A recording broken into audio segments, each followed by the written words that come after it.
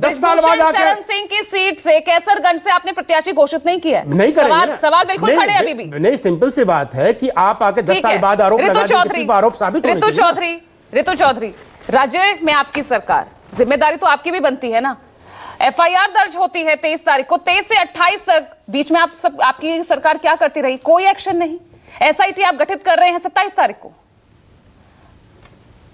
देखिए, सबसे पहले तो बहुत शर्मनाक है कि यहाँ पर भाजपा के जो प्रवक्ता हैं और भाजपा के जो समर्थक बैठे हुए हैं वो इस चीज को जस्टिफाई करने की कोशिश कर रहे हैं।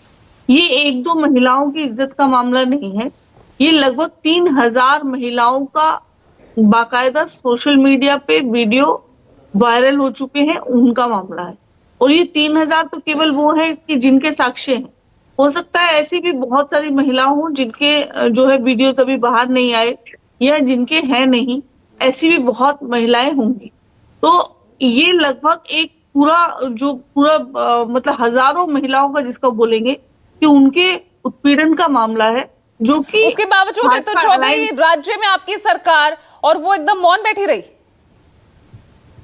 जी देखिए, समय को मैं टू द पॉइंट प्लीज बात कीजिए जल्दी से। जैसे ही मामला संज्ञान में आता है फौरन हमारी सरकार जो है एक्शन लेती है और इस चीज पर सवाल उठाते हैं हम कि क्यों ऐसे व्यक्ति को जो है टिकट दिया गया। नरेंद्र मोदी जी, हमारे प्रधानमंत्री जी सब जानते थे, उसके बावजूद भी इस व्यक्ति के फेवर में जो है वोट मांगते हैं और ये कहते हैं कि प्रज्वला को दिया हुआ हर वोट मेरे खाते में जाए। तो जो नरेंद्र मोदी जी जब स्टेज पर खड़े होकर ये बात कर रहे थे, उनको पहले से सब चीज की जानकारी थी कि इस व्यक्ति ने इतनी महिलाओं को उत्पीड़न किया है। और नारी वंदन और नारी सम्मान की बात करने वाली, बेटी बचाओ की बात करने वाली ये पार्टी, ठीक है, वो कटघरे में है। आप बताइए ना, 23 तारीख को तो सबके संज्ञान में आ गई थी जब एफआईआर आ गई थी। उसके बाद आपकी सरकार ने क्या एक्शन लिया?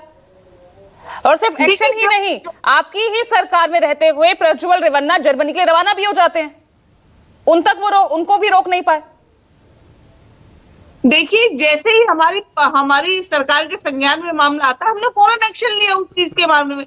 और जो उनका जो विदेश भागने का प्लान है, वो तो हमको जो है गृह मंत्री से सवाल करना चाहिए कि किस प्रकार से वो देश छोड़ के भाग जाते हैं। तो पहले तो राज्य सरकार से सवाल होगा ना ऋतु जी। तो क्या उन्हें ये नहीं पता चला कि उनके अलायंस का एक जो नेता इतनी महिलाओं को उत्पीड़न करके और विदेश भाग गया है?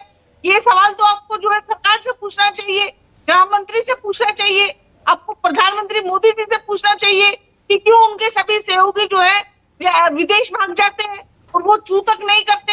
लेकिन विपक्ष का कोई व्यक्ति कार्रवाई तो सबसे पहले राज्य सरकार करेगी या पहले ही केंद्र सरकार यहाँ पर आ जाएगी? पहले कार्रवाई तो राज्य सरकार करेगी ना ऋतु जी। मैं तो सीधा सीधा एक्शन को लेकर कह रही हूं। एक्शन को लेकर आपकी सरकार ने क्या किया? मैंने आपको बोला ना कि हम तो पहले से ही कार्रवाई कर रहे हैं इस चीज पर। क्या कार्रवाई की, बताइए, थोड़ी सी कार्रवाई का थोड़ा सा ब्यौरा हमें भी दे दीजिए। एसआईटी गठित की गई, लेकिन 23 वही मैं कह रही हूँ ना, 23 को एफआईआर दर्ज हुई, 28 को एसआईटी यहाँ पर बनाई जाती है। बीच के 5 दिन, और उन्हीं 5 दिनों के बीच में 26 अप्रैल को यहाँ मतदान होता है और 27 को प्रज्वल रेवन्ना जर्मनी राज्य छोड़कर भाग जाते हैं, देश छोड़कर चले जाते हैं।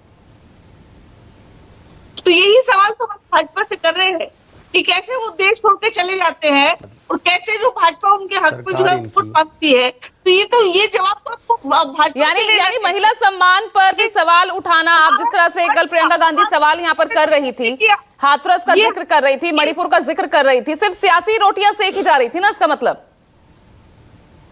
देखिए, आप इस चीज को एक अलग मोड़ देना चाहती है, जो कि बिल्कुल भी इसमें जायज नहीं है। क्योंकि जैसे जो कार्रवाई जो प्रोसेस होता है उसके जरिए जो है कर्नाटक सरकार ने अपना बहुत अच्छा काम किया। आपको तो अप्रिशिएट करना चाहिए इस चीज को कि फौरन एल राव जी, इस तरह के जब वीडियोस वायरल होते हैं तो क्या तब पुलिस की क्या जिम्मेदारी बनती है? क्या तब किसी ऑर्डर का इंतजार किया जाता है या स्वतः संज्ञान इसमें पुलिस ले सकती है? मैं समझना चाहूंगी। पूजा जी, देखिए, जब भी कोई वीडियो ऐसी वायरल होती है, अश्लील वायरल, तो उसके लिए कंप्लेंट की बहुत सख्त जरूरत होती है। सुओ मोटो एक्शन लेना संभव नहीं होता है unless there is some complainant. इसमें कोई ना कोई कंप्लेंट होना जरूरी है और इस केस में जब कंप्लेनेंट मिला तभी उसमें FIR दर्ज हुई और उसके बाद अभी इन्वेस्टिगेशन SIT द्वारा की जा रही है। अभी ये इन्वेस्टिगेशन का विषय है कि वो वीडियोज हैं वो जेन्युइन है नहीं है, उनका फोरेंसिक जांच होगी, ये सारी चीज कार्रवाई पुलिस की SIT करेगी और जो इसमें एविडेंस आएगी उसके हिसाब से कार्रवाई होनी चाहिए। इसमें कोई डिले नहीं होना चाहिए था। जैसे अभी SIT गठन करने में 4-5 दिन लग गए हैं, तो ऐसा डिले नहीं होना चाहिए था। लेकिन अभी जो कार्रवाई होगी एज पर लॉ, जो एविडेंसेस होंगे उसके हिसाब से कार्रवाई